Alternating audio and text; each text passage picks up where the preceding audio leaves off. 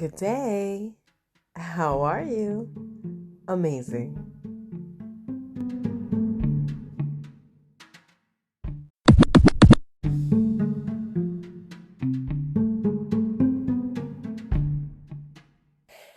Happy National Iced Tea Day. Wow, I'm super excited. I'm going to take my kids and we're going to go have an amazing day. It is a beautiful sunny day and we need to beat the heat with some yummy iced tea.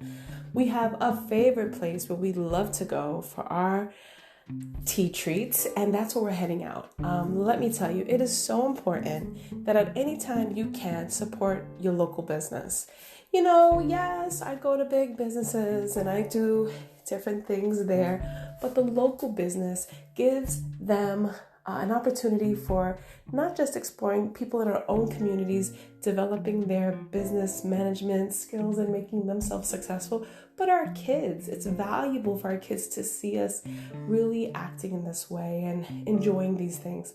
Let me tell you, I am someone that will always look up what is today's national day, what is today's theme, and really strive by that because I want my kids to have an enjoyable childhood. I mean, that's pretty much it. I'm very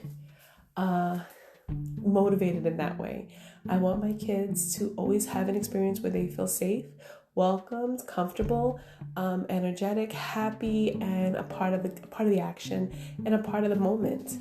Sometimes we do get caught up in our humdrum things and our work and our life balances, but we forget about their perspective. And for me, my kids' perspective is everything. This morning I woke up, I got my babies ready. My first little one, I made her breakfast. And it's so funny, she's on a little schedule, but she already knows, when we're proactive in our children's lives, we also balance ourselves out. There's something about making yourself feel, leveled out. Don't start the day and run out the house without taking care of yourself.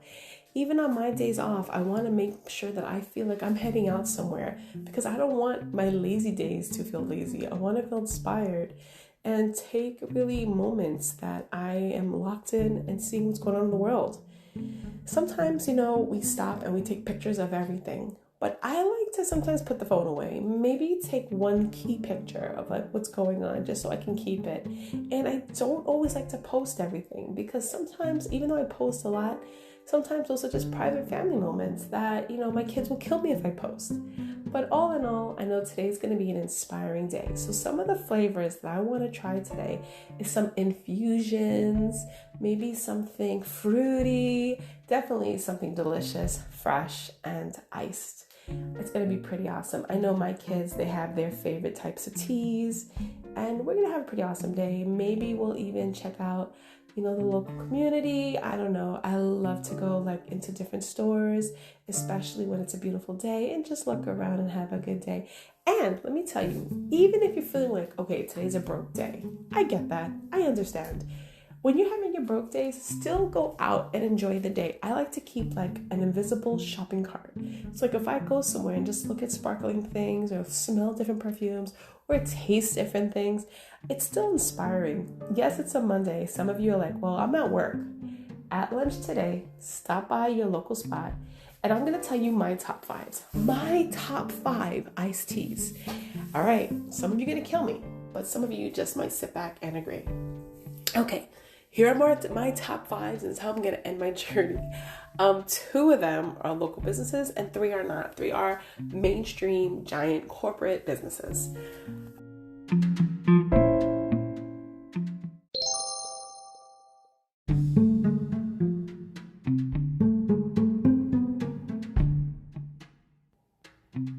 All right, my top 5 iced tea spots in ever. So this is just broad range ever. There are 2 local businesses to Kissimmee and 1 business to Florida, but pretty much of all time. I mean, obviously it was my grandma's iced tea because my grandma in the hot summer, she's a Brooklynite and moved to North Carolina, and when we would go and visit, we would say, Grandma, give me water, and she would give us hot sweet tea. Here's sweet tea. We go, Grandma, I'm thirsty. Drink that sweet tea. Anyways, okay. Top 5. Number 5. Publix sweet tea brand. It's so delicious. And you know what? It's like, boom, always the right temperature and it's refreshing. And I'm gonna give it to Publix for number 5. Okay, that was easy. Okay, number 4. Oh my goodness. Oh my goodness. This is a toss-up. I'm gonna say it's the Golden Corral. Golden Corral is a buffet, and what makes them amazing is they are so consistent. And I don't care what anybody thinks about buffets. When you go into Golden Corral, you get your fried chicken and your sweet tea. It is so good, and it's always reliable. Like the flavor's on point, the ice is on point, the splash, the freshness, it's on point. And there's no like grit. You ever get like ice tea that's like a sugar grit? I hate that because I'm about a fresh smile. I'm like, wow. And I'm not big on anything with like sweetness because I do worry about my health because I have diabetes, but it is amazing and I will take the risk there with that drink at Golden Corral. Okay, number 3 is a cup of tea. A cup of tea is located in Kissimmee. It is incredible. It is really yummy and it's not expensive and it's so much fun to go there and use their systems to order. Their store is super cute and I love bringing my kids there because there's teddy bears everywhere and it's pretty delicious. So I'm going to say a cup of tea. All right, number 2. All right, everybody, hold your hat. Hold your hat because you're going to be shocked. You're going to be shocked I'm going to say this. And don't judge me. I'm going to say it. McDonald's. Oh my goodness. Whenever my kids are craving a Happy Meal, some chicken nuggets, whatever they want, and we go through that drive-thru, I'm like, and this is rare because I'm not a big, like, go through that type of, like, I don't know, I like to cook. But when we do go to McDonald's, and we get in that Happy Meal, I say, can I get a sweet tea? Medium sweet tea. Not a large, not a small, a medium sweet tea. Oh my goodness, it is like smacking. It is so good. And it's like that sweet tea will last me the whole day. Like I will literally drink that until the ice is melted. I just will. And it's like, and I take a little sip, I put it down, I walk away, come back, a little sip. It is amazing. And you know what's funny? Like sometimes I feel like, is this caffeinated? Because I don't feel like crazy. I feel calm. I feel like, okay, this is really calming me. Okay, McDonald's, kudos to you. I'm expecting like swag. Okay, number 1 of all time. Number 1 of all time. You guys, those who know me know the number 1 happy National Iced Tea Day. Number 1 is the milk tea spot at the Loop. If you know me, you know when I was pregnant with my 4th baby. Yes, I have 4 babies. I went there every day. My DoorDash was bing, bing, bing every day. There wasn't one day in my pregnancy that I did not have milk tea. Yes, this is true. Y'all like calculating my finances right now, looking into my shares. Let me explain to you. It is worth it. And sometimes we're good with our life and our finances, and sometimes we make sacrificial financial payments. Like, okay, this shampoo is gonna have to last a little longer this week because I am not missing out on my milk tea.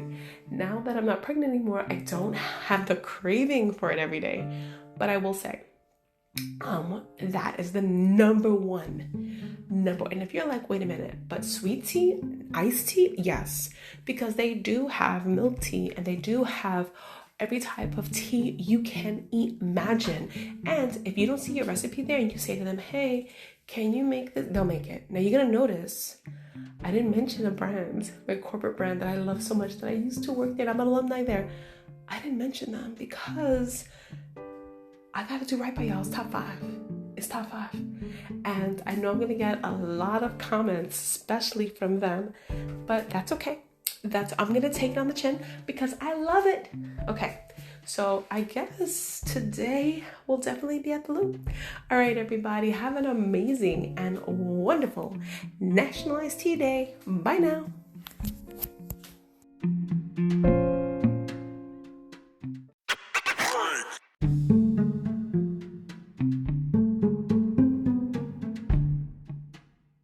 Once arriving to Florida from the north, New York City and New Jersey, I quickly realized I had a lot of stuff that really wasn't weather ready. Some of the stuff I was like, okay, I cannot let go of this stuff, like my faux fur coat or my leather thigh-high Devil Wears Prada type boots. You know what I'm saying? There were certain things I just couldn't toss, but really I want to just talk about just some outlets that were amazing and amazing finds that I really enjoyed finding and enjoying, actually. So the thing is, I kind of held on to all my stuff like a hoarder, and that was a little crazy. But then I found some places that I thought I might talk about maybe and see what you guys think about it. Now, at the end of the day, I finally figured out what I wanted to do, but I just want to get your thoughts. So hold on, be right back. At first glance, I said, you know what? I have a lot of designer items. I'm gonna bring them to like a Plato's Closet or Once Upon a Child and really like sell my clothes. Like, why not? Like, this is stuff that I'm literally not using. It's brand new condition. So the funny thing is, going into those venues, I realized some things. Who the heck do I think I am? What do I think I'm? King Midas? My stuff is not that amazing. When they went through my stuff and they were like, all right, for this giant bag, we'll give you $6 and we're only taking these 2 items. I was like, wait a minute. You're not taking any of these items? I was in shock. And I was like, well, what do you really look for? And then when they told me what they look for, I said, well, I have those items, but I'm not giving those away. And I had like a dawning moment where like, okay, is it really worth to sell my clothes? I don't know. So then what I did was I went to the nearest like dump your clothes in a bin, and I did that. And I said, let me think about what I'm really doing. So then my kids were really into like going to Goodwill and trying to find some finds, which we did, which was fun. And then it dawned on me, like, why don't I just give it a Goodwill?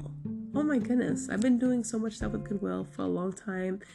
Why not just drop it off? So I found a drop-off site, and it was super easy. I drove up, and I thought, okay, I'm going to have to get out the car and do all these things. Do I have to fill out anything? They literally came to the car, took the stuff, and was like, have a great day. And I was like, okay, what else do you take? Like, what do you take? Because the funny thing is, like, maybe some of you don't have a lot of things, but I'm about to do a big garage cleanup. And if they take all this stuff and people actually need it and use it, why not just give it away? So I'm going to definitely do this whole giant cleanse. And I mean, maybe I'll do like a sidewalk sale just to meet the neighbors. Because I tell you something, I'm always down to sell anything I have. The other day I had to clean out my classroom for the end of the school year, and I was like, oh my goodness, there is no way I'm lugging all this stuff back to my garage. So I was like, anybody want anything? Come get it. Refrigerator, microwave, keyboard, everything's up for sale. And I made $375. And then I packed up only the stuff that I really truly wanted. And it felt great because sometimes you got to get ready to let go. So with everything said, these are just some ideas I've had about unloading. The other thing I want to mention is hoarding. I have a lot of friends that hoard. Here's the thing. Like when you come into my office or my space, sometimes you may see a lot of things and you're like, oh, this is overwhelming. But usually it's tools to help people. So like, for example, my home office or any office I'm working on, I usually have things on my wall that are aids for people or things that people need quickly referencing, but all in a theme. So I always have my general theme. And then I follow each section as its own specific space. So this may be information center, this may be learning area, whatever it is. But here's the thing, at any moment in time, the space is wiped down and clean. When you have to walk over bags or do certain, that's when I can't stand it. And I feel like there's a level of, do I really need this here? Can I toss this away? What is this really serving? Is this serving anything? So like when you come to my house, it's specifically, I have art on my walls that is collected over time, furniture, and that's it.